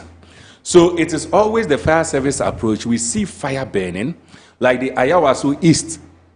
And then people will come in with press releases and communicate, and then media will engage some of us and all that. Maximum of a day, 2-3 days, it is gone off. We wait till another election comes, and then the same thing happens again. I am not worried so much. I mean, I'm not surprised so much because everything that happened at Ayawaso East are things that has been happening. What happened in Ayawaso East that is different. Look, this year, fortunately, we've had 2 different elections. The MPP have had their presidential primaries. I elected to visit or to be an observer at 3 different polling voting centers. I was at Ablekuma North. I was at Ayawaso West Wagon. Then I ended up at Koliklote before I ended the day. So I went to these 3 places. And all these 3 places that I went to, I saw the same thing that happened as far as the Ayawaso East elections was concerned. What happened? People were carrying what? TV sets. People were carrying what? Rice, Maggi cubes, whatever, and all those things. But the same thing happened in this election that I'm talking about. The same thing happened at some constituencies as far as the 2024 election was concerned. The same thing happened in the various elections that took place. The question we should be asking ourselves is, are we really committed to ensuring that this thing ends? I was about to ask you something quite similar. If the NDC government is only putting on a show saying that the election should be cancelled and blah, blah, blah because they're in power. I mean, are they only just putting on a show? I'm coming to that. And you see, as I keep saying, we are pretending. The reason why we are pretending is that when we talk of vote buying and vote selling, what is it? Right. Vote buying and vote selling, as far as our criminal code 1960 is concerned, it defines it as a crime. All right? That is where we should look at it from. It's a crime. When you look at section 240 and then section 241, it talks about the person who is offering his vote to be sold has committed a crime. And it also talks about the person who is willing to buy the vote has committed a crime. So if today I am contesting an election and Bright, you are my constituent or you are part of the delegates, and I come to you and I say that, Bright, I want you to vote, or even if I don't tell you that I want you to vote for me, but on the election day, I haven't given you television set before, I haven't given you anything before. Today I come and I give you this. Impliedly, I am trying to influence you. When you accept it and you even open your mouth and say that, because a lot of them do, say that, look, I will vote for you. I will make sure I vote for you. The other opponent didn't bring me anything. You have brought me something, I'll vote for you. You have also added to it. You have willingly decided to sell your vote. I have willingly decided to buy your vote. According to the Criminal Code 1960, we have both committed a crime. If we have committed a crime, crime is a crime. If today I decide to take a gun and I point it at you and I take your laptop, I have committed a crime, haven't I? Yes. If there's a policeman standing here, the policeman doesn't need any directive from anywhere. He's supposed to enforce the law by arresting me. Am I lying? That's right. Indeed, if you go into law, it tells you that we have what we call citizens arrest. So even if I am committing a crime and Honorable sees that, well, where he stands, he has the muscles and the power to apprehend me. He has every right to do that. Right? Yeah. That is the approach towards crime. And so if the Criminal Code 1960 defines vote buying and vote selling to be a crime, why is it that when it comes to that particular aspect, which is a crime, we seem to be so relaxed and we are doing nothing about it? Look, in Ayawaso East, the MPP presidential primaries, the previous election that has taken place, almost all elections, we have policemen present, don't we? Yes, we do. They are there to ensure that there's law and order. The other thing is that to ensure that they enforce the sections, the laws. And so isn't it ironical that you have policemen standing at Ayawaso East and yet a crime is taking place? Remember, we've established that vote buying, vote selling is a crime. Right. And a crime is taking place and the policeman is standing there and observing, watching. What does it tell us? Institutional failure? Or does it tell us that the policemen themselves don't know what they are about? There is, right after this, Ayawaso issue, which for me, as I said, is just an icing, because what it does is that it has just brought about all the things that has been happening. We had the presidency being the head of the executive, giving a release, right? We also had the majority caucus, of which Honorable is part of. I mean, he's part of the caucus. By extension, Parliament, that is supposed to serve as, have an oversight responsibility over the executive, also releasing a statement. Then we have the party in power, the NDC party, coming out to also give a release. And then finally we end up having the OSP also giving a release. That is such an interesting one. With a pinch of jab to the MPP. Such an interesting one. Look, if this is a crime, and we are here to reset Ghana, isn't it? That's what we are told. And all of us are following it. If we are resetting Ghana, what does it mean to reset the country? It simply means that allowing and ensuring that institutions and laws are working. That is all about resetting Ghana. There's nothing about it again. That is what Ghanaians are expecting. So if we want laws and institutions to work, and that falls within the resetting agenda, and the head of the reset, that is the presidency, comes out with a communique. And in the communique, all it says is that we are relieving, what's the name? Baba Jama from his post. I'm taken aback. Because that is not the best way to fight this. And that is not the best way to reset the country. Or probably that is the initial... Which one? And then what would have happened? That is not it. Look, in any case, you and I all know that you cannot be a member of parliament or hold a position as an aspirant and still be an ambassador. It is never done per the convention in this country. And so look, whether that release had come or not, I am sure latest by the end of today, Baba Jamal would have sent in a resignation letter. Right. That he's taking off, he wants to go off because of his new role. But the question here is, should he have waited to resign after the elections or probably before? Right, that is another issue. I don't know the conditions because, for instance, the party says that if you are going to contest an election, you have to resign before. Now, I don't know what condition goes around, how do we call it, being an ambassador and coming to contest. But we'll leave that. But the point I'm making is that the executive that is championing the resetting agenda, the first thing that should have happened would have been that as presidents, knowing very well that we have sections in the criminal code that makes vote buying and vote selling a crime, I am commanding, or if not commanding, I am authorizing the state institution, special prosecutor, CID, the police, to ensure that an initial investigation or a quick investigation is done on this thing. So that maximum a week or two, come and report to me. Then we would have known that yes, the reset agenda, which simply means that enforcing the laws, we are now enforcing section 240 and 241 of the criminal code. Nothing like that was said. Are you getting it? That's the first thing. Then comes the majority in parliament. As I indicated, their official duty, fundamental duty, is to serve as an oversight on the executive and to make sure that executive that involves special prosecutor, CID, the police, Shiraj, Iyoko, and all the investigative bodies are doing their work. I get a communique from the majority. And what is it talking about? The central theme is that they should annul the election that took place. Yes. Why? Because there's a perceived vote buying and vote selling. You don't think it's in the right direction? They don't have the locals to even do that. Why? Listen, vote buying and vote selling, I'm telling you that it is a crime. In establishing a crime, two elements comes to play. Yeah. The actus and the mens. The intention and then the action. The actual act. Are you getting it? If on what ground are they saying that there should be an annulment? The ground that they saw people carrying TV?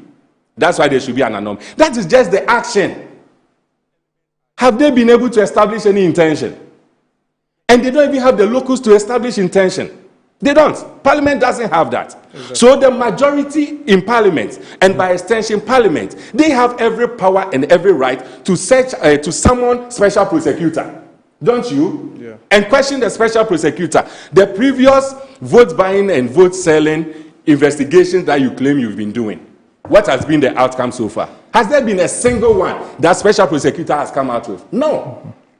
And this should be the worry of Parliament. And then Parliament should have been able to say to special prosecutor that, look, we are giving you an ultimatum, a maximum of end of this week.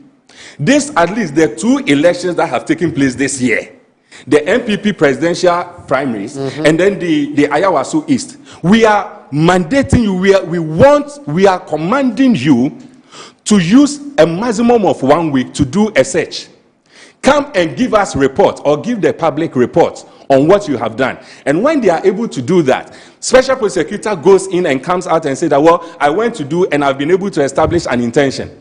And then based on that, they can have the grounds to say that, well, since there's an initial investigation that has taken place and that suggests some intention, we can confidently tell our party people or party as a structure that, look, let us annul this till the further investigation is taking place. Remember that when special prosecutor does an investigation, he is not a court on its own. So the investigation must go further for the court to take its course. That is what I was expecting the Parliament to have done. Unfortunately, they also failed to do that. Really? They are just telling us about annulling. No, you fight by ensuring that the laws are working. Parliament, you are the ones that gives us the law, isn't it? So if you present laws to us and it becomes binding, and institutions we are paying with our taxes, like special prosecutor, the police, who are supposed to just apply the law, since time immemorial, they have failed to apply this particular law. Shouldn't it be a worry? Shouldn't it be a worry that we have this? It is in the law books. And at the end of the day, the institutions that are supposed to apply the law are failing to do that. And we are allowing it to be like a norm. You see, the worrying part is that because over the past years, we have kept quiet and allowed this thing to just be going, sliding. We've gotten to a stage where now illegality is now becoming legalized. Right. That which is an illegal activity, we have now emboldened people because we have made it clear to everyone that the laws no longer bite. The laws do not bite. The worst the special prosecutor can do is to come and tell us that he's doing an investigation. Just as he told us in 2019 that he was doing in fact, the first time the special prosecutor told us that he was doing an investigation on vote buying and vote selling was, if you recall, when we had this issue of MMDCs being nominated by the president then, that is His Excellency Akufo-Addo. Right. And you know, when that nomination takes place, the assembly members are supposed to vote on it. Mm-hmm. And you remember that there were videos, evidence of some of these nominees sharing money, especially in some sections or some part of Ashanti region. And it came to the forefront. Everyone saw it. The special prosecutor stood on that and told us that he was going to do an investigation from 2019 to date. How many elections haven't we had in this country? What has the special prosecutor done? So if the special prosecutor is not able to tell us that it is a unit that is able to enforce the laws, how does it serve as a deterrent? At the end of the day, if I come and I see that everyone is taking your laptop and the law is not working, I'll be emboldened to also come and take your laptop. And that is what happened. That is why that which is supposed to be a crime, today that crime is happening in a broad daylight. Crime.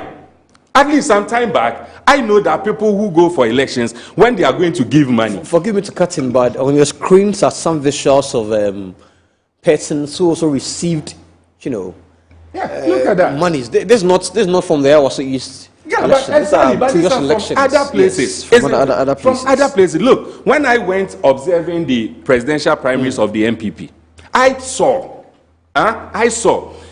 from the ballots. The first one was Kennedy Japan. He gave 500 Ghana cedis to each of the delegates. I saw. Yeah. Then comes the second one, Brandy Champo. He gave 700 Ghana cedis to each of the delegates. Across the country. Across the country. Over 1,096. No, those who voted. They are over 200,000. Yes. They are over 200,000. But those who voted per the EC, they were 196,000, something others. You understand? So let's even wrap it up to 196,000. Initially, they were about 211,000 initially. Exactly. They are the legitimate ones to vote. Right. You understand? So he gave that. The one who won, His Excellency Bawumia, he gave 500 Ghana cedis to each of them. Chum. But do you have this on record? I'm telling you. No, I'm just asking. Yes, do you have this on record? Yes. You do have this on record? Right. Yes. What's the name? Is it Chum, the education minister? I'll say Edichum, Dr. Edichum. He gave 300 Ghana cedis. I will tell you confidently that I didn't see the last person, the engineer. I didn't see his camp giving any money. Whether they had it or not, I don't know. But I didn't see. But these four that I have mentioned, I witnessed it. Are you telling me that? Did you get some? How can I? Maybe. I'm not a delegate. Okay. I just went to observe and decided to work as a crusader so that I'll be able to report, just as I am doing now. So I saw those things. Now, all these things happened, and we all realized that it offends the laws that we have. It's a criminal offense. Policemen were there, and yet nothing happened. The other one, that is the release, the final release that I'm coming, in fact, the last but one release I'm coming to, is the special prosecutor. He also comes out to give a release. And indeed, he gives a release after Parliament has given, after the presidency has given, and even after the party has given its release.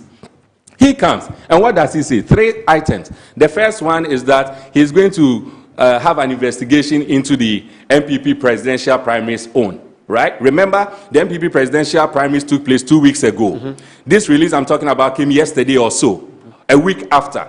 Then he comes to tell us that after that one, he's also going to do an investigation into the Ayawaso one.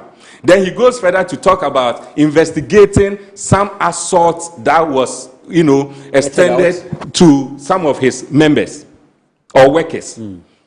Then I say to myself, first off, but for the Ayawaso one coming out, and for all of us talking about it, would he have come out to tell us that he's going to do an investigation on the MPP primaries? Because the MPP primaries took place 2 weeks ago. Probably 2 solid weeks ago. Probably this is a trigger. Yeah, so that's the point. Why should you wait for something to trigger? That's the point, because I am paying you to enforce the law. You don't have to wait for something to trigger. If I have committed an offense today, you must arrest me. You don't wait and say, Honorable, I'm waiting for Honorable to commit an offense so that it will trigger before you come for me. I think issues with the OSP's office, we have to find a But let me wrap up on this one. Then you realize that he talks about assault on his workers, some of his workers. Then I'm also taken aback because impliedly what it tells me... Let's not go into there. What it tells me is that... Anyway, fine, let me leave that one. Yes. But in conclusion with the last release that came from the party, for me, that is the best approach. Right. What the party did, I applaud. And I was expecting that would have been the approach of the executive or the... Look at that. Some of the TV yes, NASCO 32. So, you see, what did they do? They decided to constitute a committee and say that the committee should do what? An investigation. Right? What is the investigation supposed to do? To establish what I talked about earlier. If they are able to establish that, yes, there is, because the fact that you've seen someone carrying this doesn't necessarily make it vote buying per the definition of crime. Of course. So there should be an investigation. When they are able to establish something called prima facie, then they can move further to say that, okay, this report is what we have. We are giving it to the appropriate investigative bodies for them to pursue the case. That is what I was expecting. What is so interesting is that they just constituted this team over the weekend. And I'm told that their mandate ends end of tomorrow. So they are just having about 2-3 days to do this investigation. Are you telling me that the resources at the disposal of Ghana Police and that of OSP can be compared to that of the internal committee? If they can do 3 days, why can't these people also do more than that? Let me have him come in and probably help us wrap up. I mean, the question I want to ask you as a lawmaker is that are we moving from what we say democracy to the autocracy where the political party that has the most is able to be in charge? I mean, if you're able to afford things like this, I mean, the democracy is gone and the autocracy is coming in. I think my opening statement, I alluded to this. Even losing the issues about clientelism as a system that we are running. I spoke about that. And my brother also brilliantly made submissions. But in those submissions, we should understand the actors have different capacity and different power. For instance, if you look at Parliament, we are not even referring to power, we are looking at majority. The statement issued is just the majority. Because we are affiliated to NDC. But in actual sense, what transpired on on Saturday was under the mandate of the party. The party, they have the right, either through the FEC, Congress, or we have NEC. That's the point. This is a strict internal politics. That's strict, but we think that in politics, impression management is very important. Right. You should be able to create good impression for people to buy into your ideology. So far, we've gotten that kind of goodwill by Ghanaians.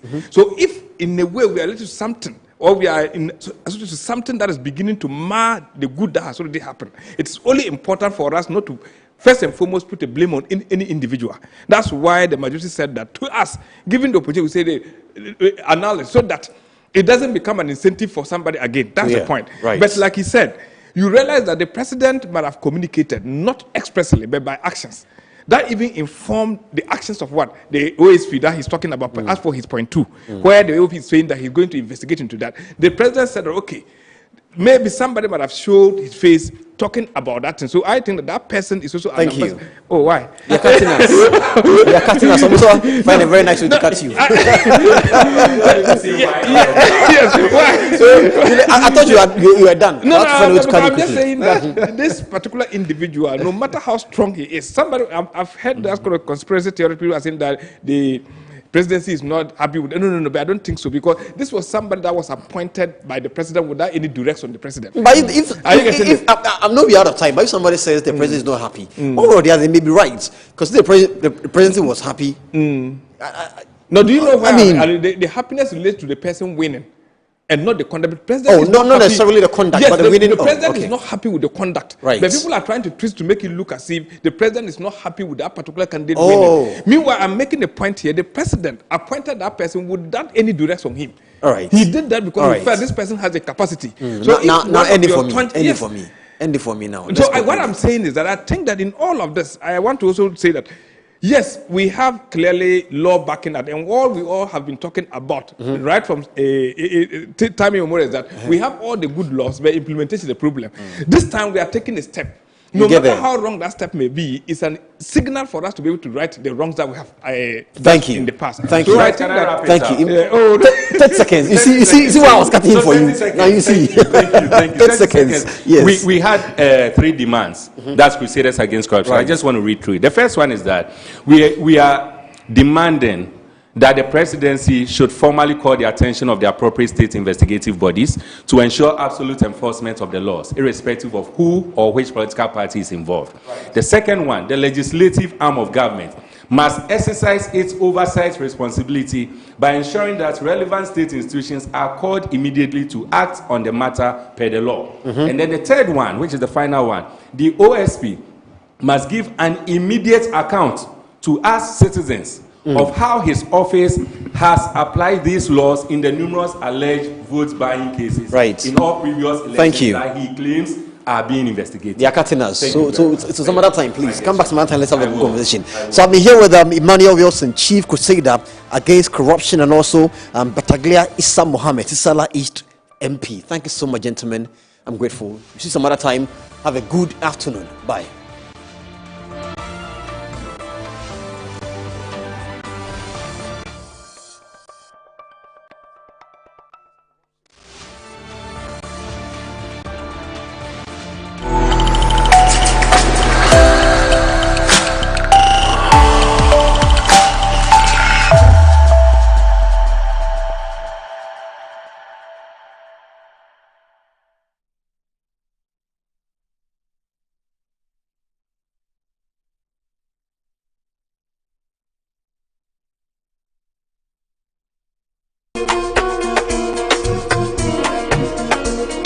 Get ready to splash into love this Valentine's season. Join the Campus Red Pool Party on Friday, 13th February 2026 at the Bayview Village, Atomic Junction. Rates is 60 cedis for singles and 100 Ghana cedis for couples. Time is 4 p.m. sharp. Come in your red bikinis for the ladies and red shorts for the gentlemen. Don't miss out on the fun, games, and vibes. Campus Red Pool Party. Love is in the air.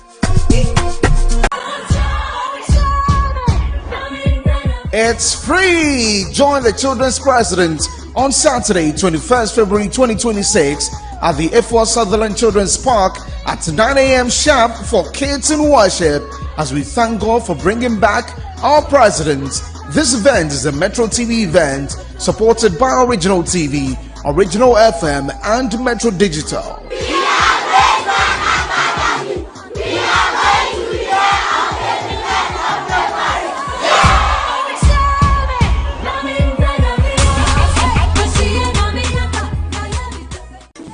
In every school, there is history. In every homecoming, there is pride. But in 2025, pride became competition. From convoys that shook the streets to colors worn with honor, from powerful reunions to legacy projects that will stand forever. Metro TV asked one bold question: which school truly owned the legacy in 2025? Welcome to School's Homecoming 2025. Who is who? Send your school name, convoy videos, speech and prize giving highlights, and your 2025 legacy projects to 0550-090-702. School's Homecoming, my school, my pride. This event is sponsored by Zoom Lion and Appointed Time Printing. School's Homecoming 2025 is a Metro TV event supported by Original TV, Original 91.9 FM, and Metro Digital.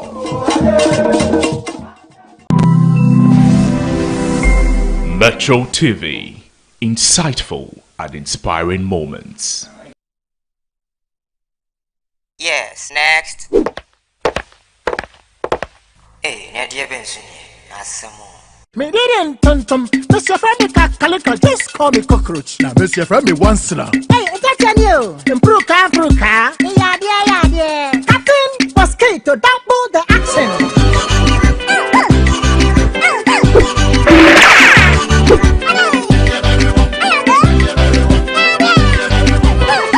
Me did it, Sasso spray. Mr. Friendly Sasso quell. Yeah, cool.